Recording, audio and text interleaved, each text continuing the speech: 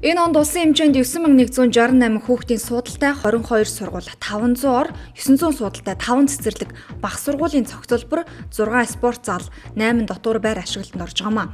Үүнээс Улаанбаатар хотод 2560 суудалтай 6 сургууль, 500 ор, 900 суудалтай 5 цэцэрлэг, бага сургуулийн цогцлбор, спорт зал, дотуур байр, тус бүр ашиглалтанд орох юм байна. Энэ жилээ сурах бичгийн дундад жүүнэд 2720 төгрөг байгааг боловсрал соёл шинжлэх ухаан спортын яамнаас мэдээлжээ. 5200-аас 6200 төгрөгийн үнэтэй казак хэлний ном хамгийн үнэтэй тооцогдож байгаа бол 1300-аас 1500 төгрөгийн үнэтэй номч байгаа юм байна. Энэ жил оюутнууд нийтийн тээврийн цахим картын захиалга 9-р сарын 1-ээс сургуулийн захиргаанд өгч эхэлсэн. Шинээр хөнгөлөлтөд зорчих карт авах эрх бүхий оюутан өөрийн сургуультай хандан захиална. Сургуулиуд төрийн сангаас тогтоосон хяналтын тоонд багтаан шинээр карт авах оюутнуудын мэдээллийг хянаж баталгаажуулан ирүүлснийг үндэслээд ихтэйд сургуулиудад олгох юм байна. Хоньны махны үн 8 дугаар сарын сүүлчээр 25-аас 70 төгрөгөөр буурчээ.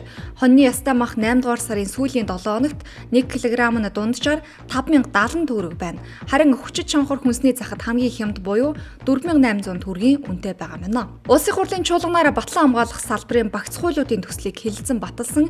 Энэ үеэр улсын хурлын аюулгүй байдал, гадаад бодлогын байнгын хорооны дарга энх баяр энэхүү багц хуулийг баталснаар нэгэн шин дэвшил авчирч байгааг онцлоод эдгээр хуулийг боловсруулж баталсан ерөнхийлөгч Тусгаалan Баяр хүргээд өмнөх парламентын гишүүдэд ч талархснаа илэрхийлсэн байна. Төрийн өмчөд Эрдэнэс тавталгай компани төлөөлөл удирдах зөвлөлийн хуралдааны шийдвэрээр тус компани гүйцэтгэх захирлаар ариун болыг томилжээ. Ариун бол нь Улаанбаатар хотод төрсэн тэрээр техникийн их сургууль, удирдлагын академи, Австрали улсад Чорли Стюарт их сургуулийг тус төгссөн байна. Улсын хурлын чуулганы 9-р сарын 1-ний өдрийн нэгдсэн хуралдаанаар Монгол банкны дэд ерөнхийлөгч Батшуугрыг үүрэгт ажиллаас нь чөлөөлж лавг сүрэнг томилжээ.